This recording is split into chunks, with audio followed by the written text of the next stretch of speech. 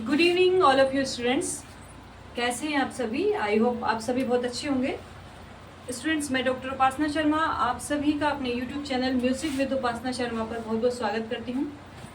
Students, आप सभी जानते ही हैं कि हम इस चैनल के माध्यम से आप सभी को संगीत विषय की विभिन्न प्रतियोगिता परीक्षाओं की तैयारी करा रहे हैं और बिल्कुल फ्री ऑफ कॉस्ट, किसी भी तरह का पेमेंट आपसे नहीं लिया जा रहा है।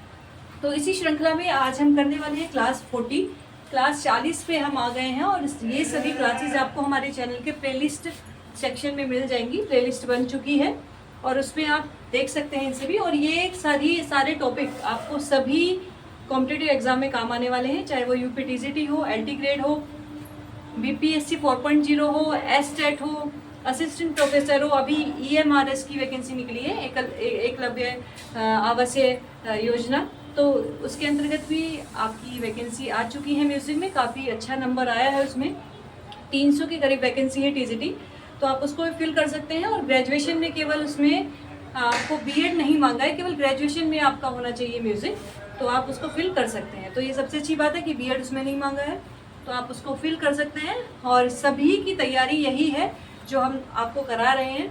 तो इसी श्रृंखला में आज है क्लास 40 और इसमें हम कर रहे हैं तबले के घराने। बच्चों, इससे पहले वाली क्लास में हमने क्या जाना? तबले के विषय में जाना, तबले की उत्पत्ति कैसे हुई, तबला जो शब्द है इसकी उत्पत्ति किस भाषा से हुई, ये सब चीज़ें हमने तबले के विषय में, तबले के मुख्य अंगों को भी जाना। तो आज हम जानेंगे तबले के घराने। ठीक है बच्चों? तो तबले के घराने बच्चों जानने से पहले हम जान लेते हैं मुख्य घराने तबले के कितने हैं। ठीक है? तो तबले के मुख्य घराने बच्चों कितने हैं आप सभी को पता ही होगा। तबले के मुख्य घराने कितने हैं? 6 हैं। कितने हैं? 6 हैं। आप सभी को पता है तबले के मुख्य घराने कितने हैं? 6 हैं। तो बच्चों आइए चलते हैं, इन मुख्य घरानों के नाम जान लेते हैं। जो तबले के मुख्य घराने 6 हैं, इन 6 के नाम जान लेते हैं। कौन कौन से 6 घराने हैं? फर्स्ट है आपका दिल्ली घराना। ठीक है, दिल्ली घराना। सेकंड है अजराड़ा घराना। कौन सा? अजराड़ा घराना। ठीक है। थर्ड है आपका पंजाब घराना। कौन सा घराना? ये सभी नाम याद कर लीजिए। पंजाब या फिर बोल सकते हैं इसको पटियाला घराना, जैसे कि हमारा गायन में भी यूज किया जाता है। ठीक है बच्चों। 4 है आपका बनारस घराना।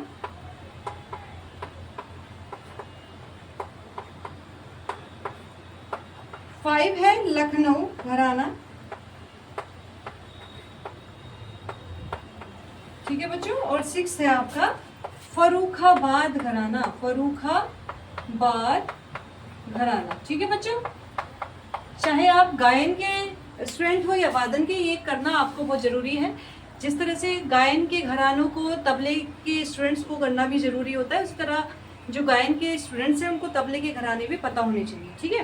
तो मुख्य घराने आपको समझ में आ गए। मुख्य घराने हमारे ये हैं। अब इनकी डिटेल्स में जान लेते हैं। सबसे पहले हम जान लेते हैं दिल्ली घराने के विषय में। तो उतना ही मैं आपको कराऊंगी जितना एग्जाम में यूपीटीसीटी एलटी ग्रेड में पूछा जाता है। ज़्यादा थ्योरी लिखने की आवश्यकता आपको पड़ेगी नहीं। तो सबसे पहले जान लेते हैं कि इनका तबले के घरानों का जो उद्गम हुआ है वो किसने किया है।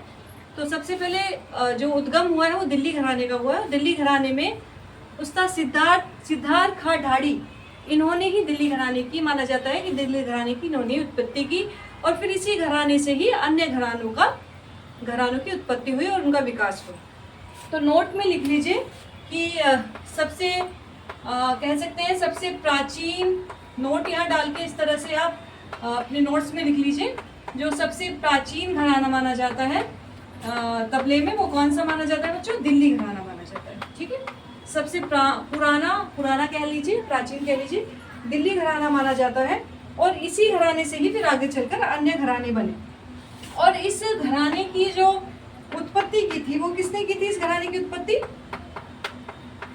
उस्ताद, नाम लिख लीजिए, सिद्धार्थ खां ढाड़ी। ठीक है। इनका नाम कई बार पूछा जाता है, वेरी इंपॉर्टेंट चीज है। ठीक है। तो दिल्ली घराने की उत्पत्ति किसने की? उस्ताद सिद्धार्थ खां ढाड़ी। और यही हमारा सबसे प्राचीन घराना है और इसी घराने से आगे चलकर अन्य घरानों की उत्पत्ति हुई, यानी कि इस घराने में जो लोग थे उन्होंने आगे चलकर फिर अन्य घराने बनाए। ठीक है, तो अभी हम दिल्ली घराने की बात कर रहे हैं। अब दिल्ली घराने की स्टार्ट हो गया है, तो सबसे पहले मैंने कहा आपको दिल्ली घराना है और उसकी उत्पत्ति उस्ताद सिद्धार्थ खां डारी ने की है। अब इनकी सिद्धार्थ खां डारी जो है, इनकी वंश परंपरा को देख लेते हैं, क्योंकि इनकी वंश परंपरा से काफी क्वेश्चंस बन जाते हैं कई बार। तो सबसे पहले उस्ताद सिद्धार्थ खां डारी, सबसे पहले उस्ताद सिद्धार्थ खां डारी, फिर इनके शिष्य जान लेते हैं कौन है। इनके शिष्य उस्ताद बुगरा खां। ठीक है, फिर इनके जो पुत्र रहे वो कौन है, उस्ताद सिताब खां। कई बार पूछा जाता है इनका नाम, तो उस्ताद सिताब खां को भी आप याद रखेंगे। ठीक है, अब उस्ताद जो सिताब खां थे, इनके भी दो पुत्र हुए। कौन कौन पुत्र हुए, मीरू खां और दूसरे पुत्र इनके हुए कल्लू खां।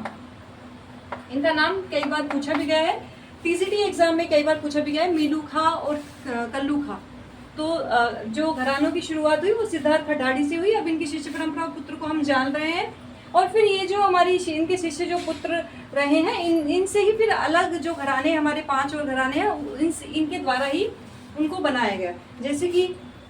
जैसे कि जो हमारे मीरू खां और कल्लू खां जी थे, ठीक है, इन दोनों ने अजराड़ा घराने की उत्पत्ति की। कौन से घराने की, अजराड़ा घराने। ठीक है, ये अजराड़ा घराने से संबंध रखते थे और अजराड़ा घराने की इन्होंने उत्पत्ति की। ठीक है बच्चों, चलिए, तो इतना पुत्र परंपरा, वंश परंपरा, पुत्र परंपरा आप जान गए हैं।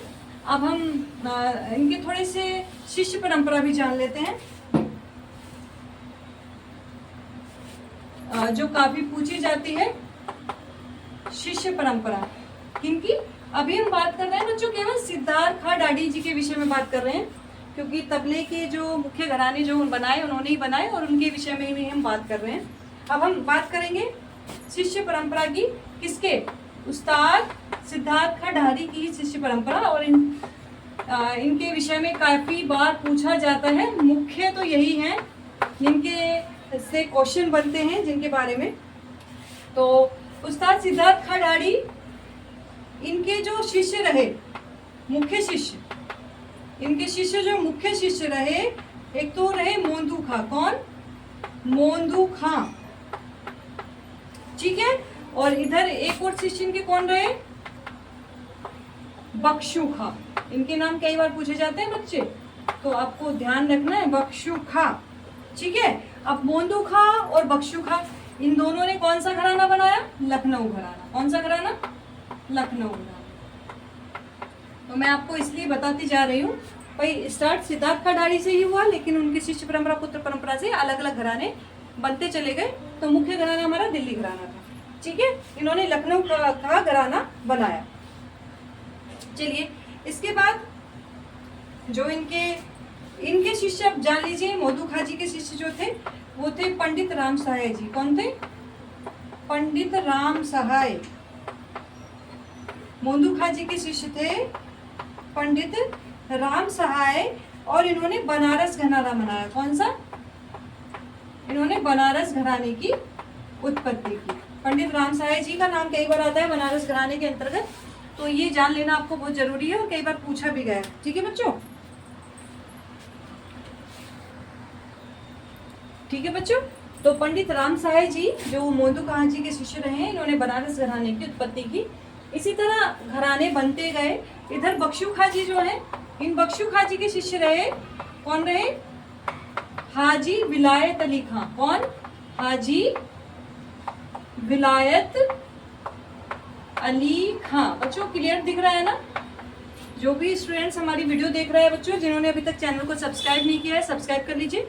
बिल्कुल फ्री ऑफ कॉस्ट आपको ये चीज़ें कराई जा रही हैं, और हम लाइव क्लास भी रोज दे रहे हैं। लाइव क्लास में हम इंपॉर्टेंट क्वेश्चंस आपको कराते हैं, तो आप लाइव क्लास भी हमारी ज्वाइन कर सकते हैं। अपकमिंग आप देख लीजिएगा कब का लाइव होगा। अधिकतर हम शाम को ही लेते हैं 7 से 8 के बीच। तो बख्शू खां के शिष्य हाजी विलायत अली खां, इन्होंने कौन से घराने की उत्पत्ति की बच्चों? फर्रुखाबाद घराने, फर्रुखाबाद।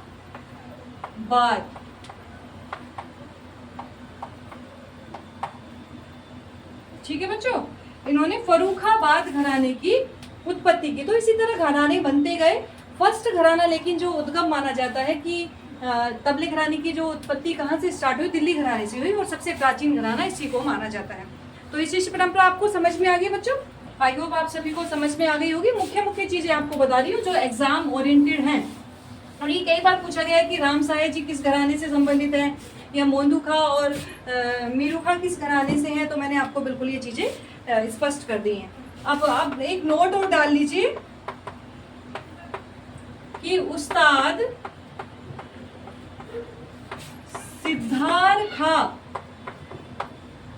सिद्धार्थ खां ढाड़ी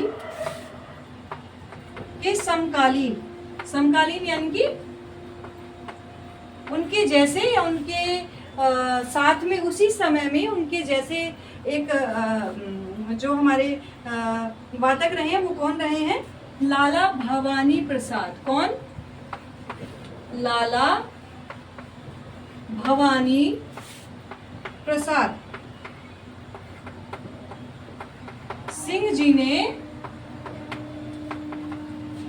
पंजाब घराने की उत्पत्ति की। ठीक है, इसी प्रकार हमारे जो सारे घराने बने वो इस तरह से बने, लेकिन अधिकतर जो सिद्धार्थ खां ढाड़ी जी की शिष्य परंपरा और पुत्र परंपरा से ही घरानों की उत्पत्ति हुई। एक ये घराना जो उनके समकालीन रहे हैं, लाला भवानी प्रसाद, उन्होंने पंजाब घराने की उत्पत्ति की। तो कई बार क्वेश्चन ये भी बन जाएगा कि उस्ताद सिद्धार्थ खां के सिद्धार्थ खां ढाड़ी जी के उस समय जो समकालीन वादक रहे हैं वो कौन रहे हैं, या कौन वो वादक रहे हैं जिन्होंने पंजाब घराने की उत्पत्ति की। तो इस तरह से क्वेश्चन बनेगा। तो आपको ये नोट में मैंने चीजें इसलिए लिखवा दी। ठीक है, चलिए अब हम बात कर लेते हैं थोड़ा सा, बहुत शॉर्ट में बात करेंगे क्योंकि इनसे संबंधित क्वेश्चन बहुत कम बनते हैं। मतलब मुख्य चीजें बनते हैं, लेकिन जो मुख्य बनते हैं वही हम बात करेंगे। ठीक है, तो सबसे पहले बात कर लेंगे हम दिल्ली घराना। दिल्ली घराना या फिर इसको दिल्ली बाज भी कह सकते हैं भाई, दिल्ली बाज या दिल्ली घराना कुछ भी बोल सकते हैं। आपको सब चीज याद रखनी है। अब मुख्य पॉइंट याद करेंगे इसमें। फर्स्ट पॉइंट अगर हम करें इसमें, इस यानी कि इस घराने में इसमें चाटी का विशेष महत्व होता है। चाटी का विशेष महत्व होता है, यानी कि चाटी का प्रयोग अधिक किया जाता है, या लिख लीजिए चाटी का प्रयोग भी लिख सकते हैं। चाटी का प्रयोग इस घराने में अधिकतर किया जाता है। चाटी आप समझ रहे होंगे, कल हमने आपको तबले के अंग कराए थे और तबले के अंग में चाटी भी बताया था। चाटी कहाँ पर होता है? हमारी जो पुड़ी होती है, इस पुड़ी की किनारी एक चमड़े की गोट लगा दी जाती है, उसको बोलते हैं चाटी।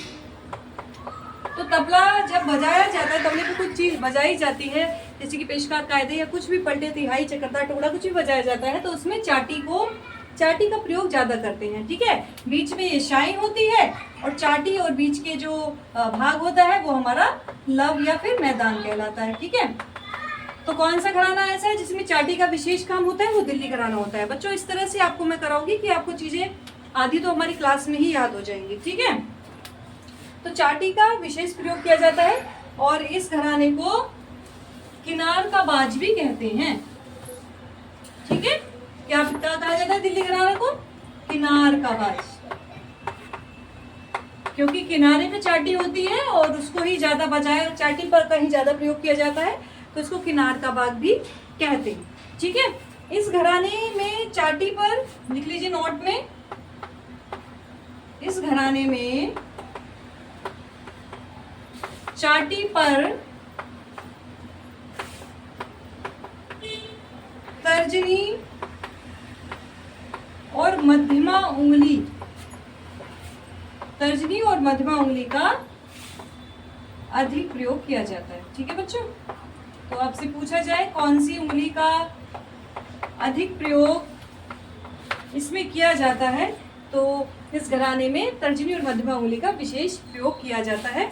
इससे संबंधित और भी बहुत सारे क्वेश्चन होते हैं जो कई बार हमारे वीडियो में छूट जाते हैं, वो चीज़ें हम आपको लाइव क्लास में कराते हैं। तो लाइव क्लास में हमारी ज़रूर जुड़िएगा।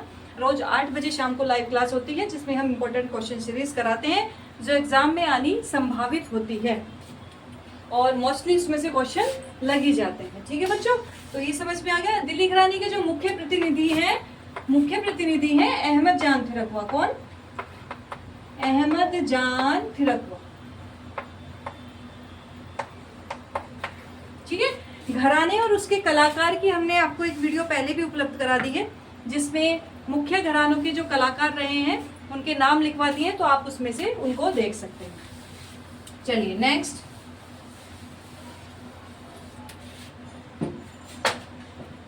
नेक्स्ट घराने की बात करेंगे बच्चों हम, अजराड़ा घराना। कौन सा घराना? लिखते जाइए, अजराड़ा घराना।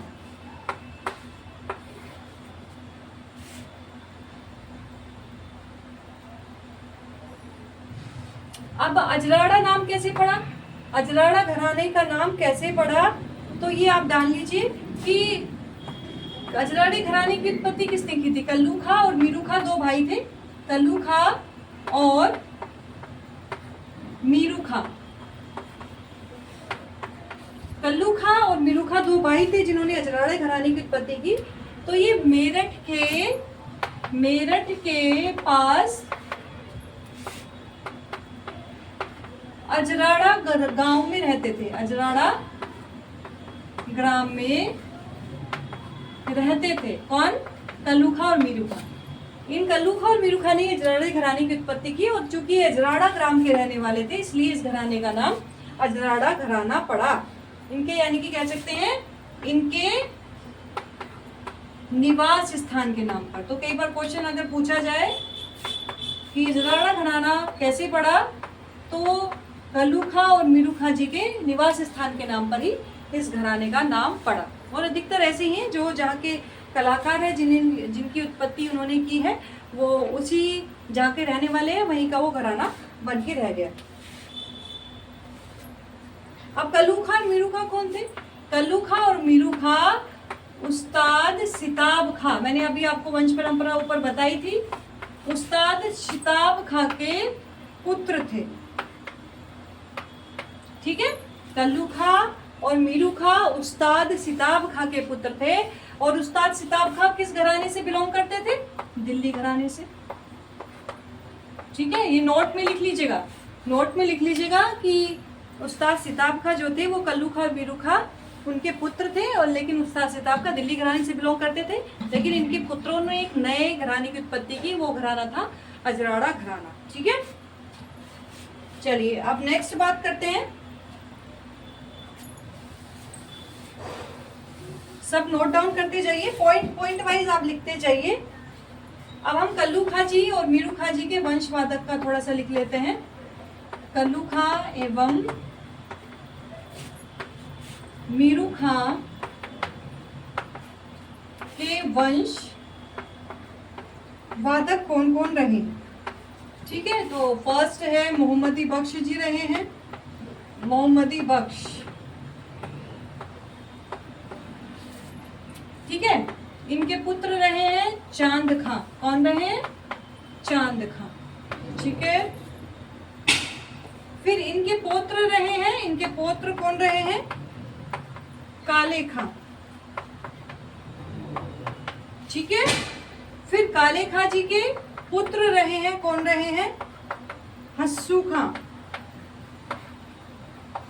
ठीक है, और फिर हस्सू खां जी के जो पुत्र रहे हैं वो है शम्मू खां। कौन? शम्मू खां। इस तरह से आप इनकी वंश परंपरा लिख लीजिए। इन सभी नामों को आप याद कर लीजिए, नाम अधिकतर पूछे जाते हैं। ऐसे वंश परंपरा तो बहुत कम पूछी जाएगी, जो मुख्य है वही पूछी जाएंगी। जैसे कि अभी मैंने आपको बताया था उस्ताद सिताब खां के जो पुत्र थे उनका नाम, तो इनको लेकिन नाम याद रख लीजिए किस घराने से संबंधित है। जैसे कि इनका नाम पूछा जाता है उस्ताद हबीबुद्दीन खां। उस्ताद हबीबुद्दीन खां भी अजराड़ा घराने से संबंधित है। और इनकी पूरी मैंने आपको एक लिस्ट बनवा दी है, आप उस पर जाकर के देख सकते हैं। विभिन्न घरानों के कलाकारों की एक लिस्ट बनवाई है, तो उस पर देख लीजिए। तो उस्ताद अब हबीबुद्दीन खां के जो शिष्य थे, वो जो फेमस शिष्य रहे हैं इनके थे सुधीर कुमार। कौन? सुधीर कुमार। ये भी अजराड़ा घराने से ही बिलोंग करते थे। तो अजराड़ा घराने की ये चीजें आप बिल्कुल नोट डाउन कर लीजिए। चलिए, मुख्य चीजें आपको कराई जा रही हैं, फालतू की कुछ नहीं कराई जा रही है, और फालतू करना भी क्यों। चलिए, अब नेक्स्ट हम बात करते हैं पंजाब घराना। कौन सा घराना? पंजाब घराना या फिर पंजाब बाज। ठीक है,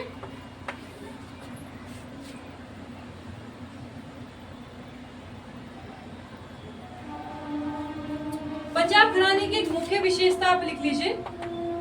वैसे मैंने आप सभी को लिखवा दी है पंजाब घराने कौन कौन बिलोंग करते हैं। तो मुख्य विशेषता इसकी जो पूछी जाती है वो लिख लीजिए कि इस घराने के प्रवर्तकों ने पखावज के खुले बोलों को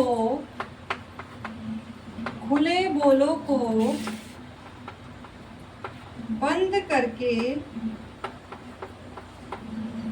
एक नई शैली बनाई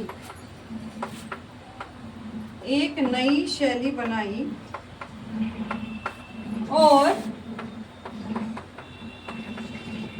नई गतों को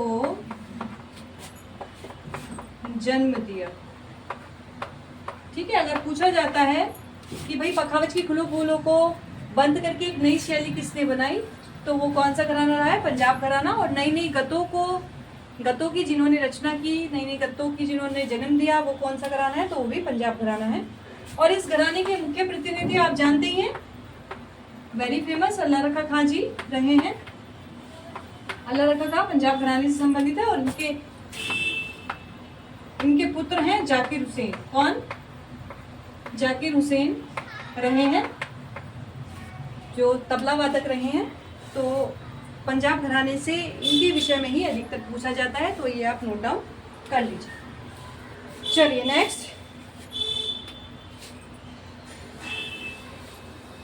तो ज़्यादा नोट करने की बात इसमें और है नहीं, तो मुख्य चीज़ें हमने आपको लिखवा दी। चलिए नेक्स्ट बात करते हैं बच्चों, बनारस घराना। कौन सा घराना? बनारस घराना या फिर बाज। इसमें नोट नहीं लिखेंगे, नोट कर लीजिए। इस घराने में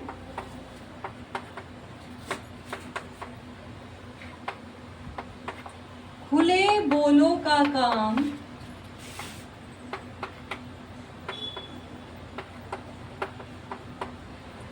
अधिक रहता है। इस घराने में खुले बोलों का काम अधिक रहता है तथा इन बोलों को बजाने में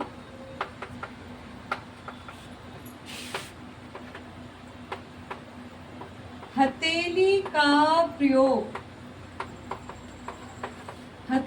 प्रयोग अधिक होता है। ठीक है बच्चों, खुले बोलों का प्रयोग अधिक किया जाता है, इस घराने की मुख्य विशेषता रही है बनारस घराने की। और जब हम तबले को बजाते हैं तो उसमें हथेली का प्रयोग अधिक किया जाता है। जैसे कि मैंने आपको पहले दिल्ली घराने की विशेषता बताई थी कि उसमें चाटी का काम विशेषकर होता है और उसको किनार का बाज भी कहा जाता है। तो इसी तरह इसमें बनारस घराने में हथेली का काम मुख्य रूप से होता है। तो इस घराने के जो मुख्य कलाकार रहे हैं, जिनका नाम कई बार पूछा जाता है, वेरी इंपॉर्टेंट, पंडित कंठे महाराज। इस घराने के मुख्य जो वादक रहे हैं पंडित कंठे महाराज। और फिर इनके जो शिष्य रहे हैं, कंठे महाराज जी के जो शिष्य रहे हैं वो है नन्नू महाराज। कौन? नन्नू महाराज। और इनके पुत्र और फिर शिष्य भी उनको बोल सकते हैं, इनके पुत्र और शिष्य रहे हैं किशन महाराज। कौन? किशन महाराज। ठीक है बच्चों, नोट डाउन कर लीजिए। और इनका नाम ही अधिकतर बनारस घराने से पूछा जाता है। तो आप इनको बिल्कुल नोट डाउन कर सकते हैं।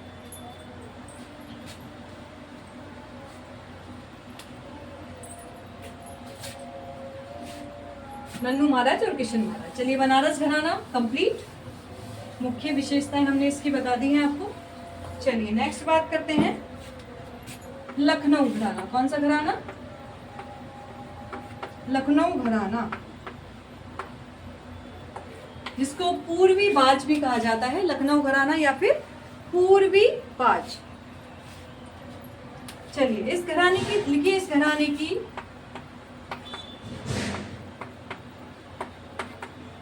घराने की मुख्य विशेषता क्या है? इस घराने की चक्करदार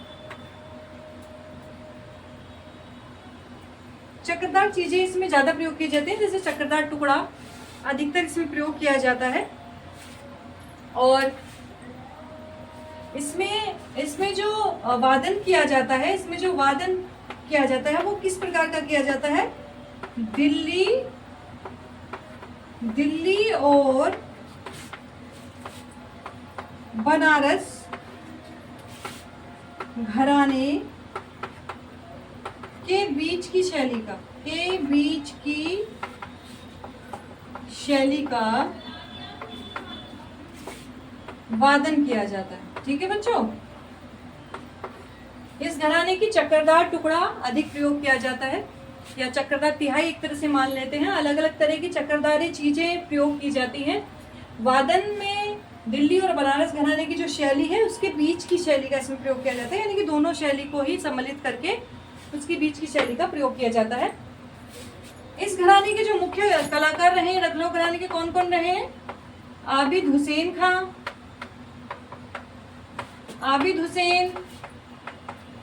वाजिद हुसैन, पंडित बीरू मिश्र और उस्ताद मुन्ने खां। ये फेमस कलाकार वादक इसमें रहे लखनऊ घराने में। ठीक है, चलिए अब हम बात करते हैं नेक्स्ट घराना,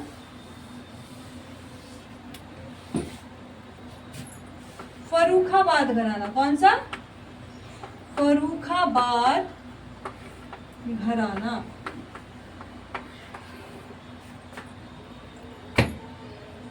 इसकी थोड़ी सी जान लीजिए कि फर्रुखाबाद घराना कैसे बना। तो जो लखनऊ घराने के जो उस्ताद बख्शू खां थे, लखनऊ घराने के उस्ताद बख्शू खां की लड़की का विवाह, लिख लीजिए नोट में, याद रहेगा आपको। फर्रुखाबाद के हाजी